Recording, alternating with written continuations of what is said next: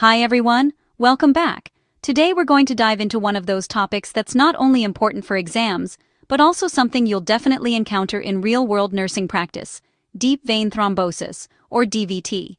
So grab your notes, relax, and let's explore this together. Before we begin, check out our nursing test bank in the description below so you can ace your nursing classes and pass the NCLEX.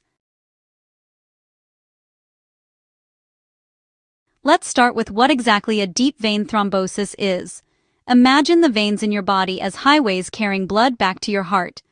Now, if traffic suddenly stops because of a blood clot, that's basically what's happening in DVT. It's the formation of a thrombus, a blood clot, inside a deep vein, most commonly in the legs, particularly in the calf or thigh area. The real danger isn't just the clot sitting there. It's what can happen if it breaks loose.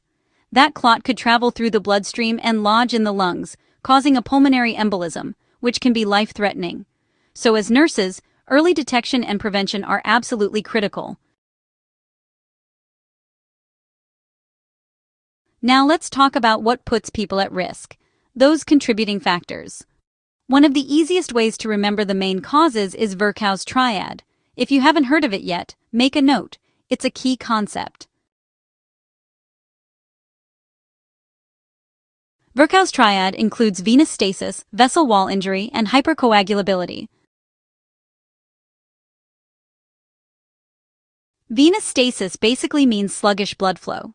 Think of someone on prolonged bed rest, like a post-surgical patient or someone who just had a long flight. They're not moving much, so their blood isn't circulating efficiently. That stillness gives clots a chance to form.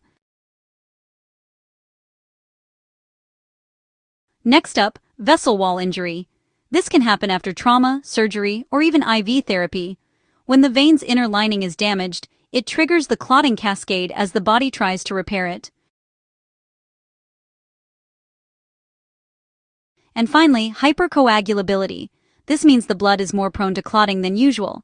This can happen in pregnancy, cancer, dehydration, hormone therapy, or genetic conditions like factor V Leiden. Also, smokers and those taking oral contraceptives are at increased risk, especially when combined with immobility or surgery.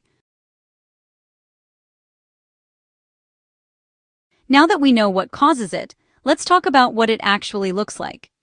The manifestations of DVT can be subtle, which makes it tricky. Sometimes patients won't have any symptoms at all. But when they do, you'll often see unilateral leg swelling. That means one leg is noticeably larger than the other. The affected leg may feel warm, red, and tender, especially along the vein. The patient might describe a deep aching or cramping pain, often in the calf, and you might notice that the skin feels tight or shiny due to the swelling. One important nursing note here: the old school home-in sign, that's when you dorsiflex the foot to see if it causes pain in the calf, is no longer considered reliable or safe. It's not recommended anymore because it could potentially dislodge the clot. So instead, focus on assessment findings like swelling, warmth, redness, and pain. Alright, so how do we confirm the diagnosis? There are a few key diagnostic procedures. The gold standard these days is a venous duplex ultrasound. It's non-invasive, quick, and it can visualize blood flow through the veins and detect clots. Another important test is the D-dimer test, which measures fibrin degradation products in the blood. If it's elevated, it suggests that there might be a clot somewhere. However, it's not specific. It just tells us clotting activity is happening. In some cases, doctors might order venography or MRI if the ultrasound is inconclusive, especially for clots higher up in the pelvis. But typically, the ultrasound does the job. Now let's get into the nursing care. This is where you come in as the frontline defense. When you suspect a deep vein thrombosis, or it's already diagnosed, your first priority is to prevent that clot from moving. So what do you not do? You never massage the affected leg. You also avoid applying direct pressure or using compression stockings on the affected limb until the provider clears it. Those actions could dislodge the clot and send it traveling. Instead, you want to encourage rest with the affected leg elevated slightly above heart level, but not so high that it stops blood flow. Elevation helps decrease swelling and promotes venous return. Monitor the leg's circumference daily and assess for changes in color, temperature, and pain. You'll also want to monitor vital signs closely, especially for signs of pulmonary embolism. Things like sudden shortness of breath, chest pain, coughing up blood, or rapid heart rate. If you ever suspect a pulmonary embolism, that's an emergency. Notify the provider immediately and prepare to administer oxygen. When it comes to treatment, the cornerstone of DVT management is anticoagulation therapy. This prevents the clot from growing and new clots from forming. Commonly, the provider will start with heparin via IV or low molecular weight heparin like enoxaparin, also known as Lovenox, given subcutaneously.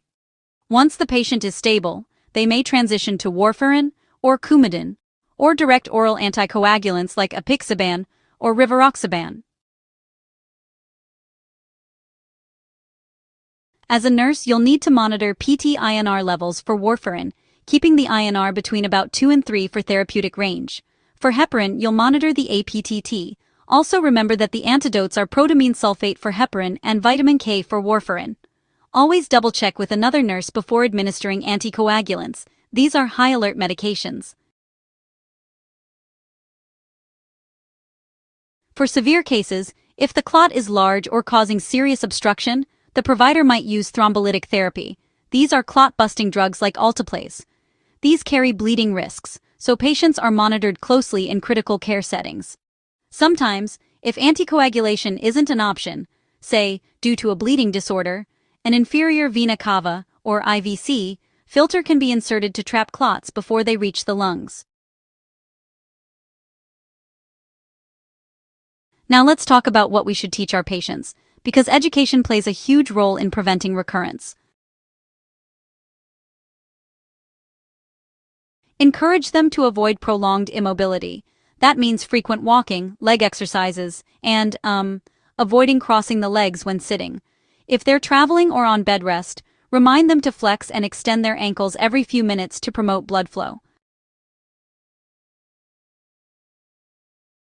Hydration is another key point. Dehydration thickens the blood, making clots more likely. So, encourage adequate fluid intake unless contraindicated.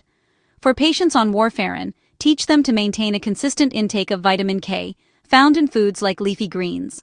Too much or too little vitamin K can throw off their INR levels. Also, remind them to avoid aspirin or NSAIDs unless prescribed, because those can increase bleeding risk. In addition, instruct them to report any signs of bleeding such as bruising gum, bleeding dark stools, or nosebleeds. They should use a soft toothbrush and an electric razor to prevent cuts. And make sure they understand the importance of keeping follow-up appointments for lab monitoring and dose adjustments. Encourage patients who smoke to quit. Smoking damages blood vessels and increases clot risk. Women taking estrogen-based birth control or hormone therapy should discuss alternatives with their provider, especially if they have a history of clots. Finally, let's put this all together in a real-world picture. Imagine you're caring for a post-surgical patient who's been in bed for 2 days. You notice one of her calves looks more swollen and feels warm. What should you do? You stop and think. Possible DVT. You don't massage it. You notify the provider, keep the patient on bed rest, and prepare for an ultrasound. You monitor closely for any respiratory changes. That's your nursing critical thinking in action. Alright, so, to sum it up in a nutshell, deep vein thrombosis, or DVT, is preventable, manageable, and potentially deadly if missed. Our role as nurses is to detect those early signs, protect the patient from complications, and teach them how to prevent recurrence. Now, let's check your understanding with a few quick questions before we wrap up. NCLEX style review questions. A nurse is caring for a client with a new diagnosis of DVT. Which action should the nurse avoid? A. Massaging the affected leg. B. Elevating the leg slightly. C. Monitoring for signs of pulmonary embolism. Or D. Administering prescribed anticoagulants. The correct answer is A. Massaging the leg can dislodge the clot and cause a pulmonary embolism. Which clinical finding is most consistent with DVT? A. Unilateral leg swelling, warmth and tenderness.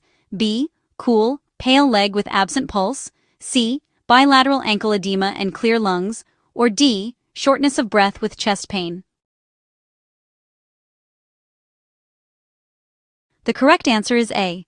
Classic symptoms of deep vein thrombosis include swelling, warmth, redness, and tenderness in one leg. A nurse is preparing to administer heparin to a client with deep vein thrombosis. Which lab value should the nurse review first? Is it A. APTT, B. Hemoglobin, C. INR, or D. Serum sodium? The correct answer is A. The APTT is used to monitor the therapeutic effect of heparin therapy. The nurse is teaching a client about warfarin therapy. Which statement indicates a need for further teaching? Is it, I'll have my blood tested regularly to check my INR? Or, I can eat unlimited amounts of spinach and kale every day? Maybe, I'll use an electric razor to prevent cuts? Or, I'll notify my doctor if I see unusual bruising? The correct answer is B. Large or inconsistent amounts of vitamin K foods, like spinach, can interfere with warfarin effectiveness. A post-operative client asks how to prevent blood clots. Which nursing response is most appropriate? Is it A. Walk frequently and perform leg exercises every couple of hours? B. Drink less water to prevent swelling? C. Keep your legs crossed when sitting? Or D. Rest in bed as much as possible? The correct answer is A. Early ambulation and leg exercises help promote venous return and reduce the risk of deep vein thrombosis. And that's it. You've just reviewed everything you need to know about deep vein thrombosis, from the definition and risk factors to nursing care and patient teaching. Remember, your watchful eyes and proactive care can truly make the difference in preventing serious complications. Thanks for listening, and I'll see you in the next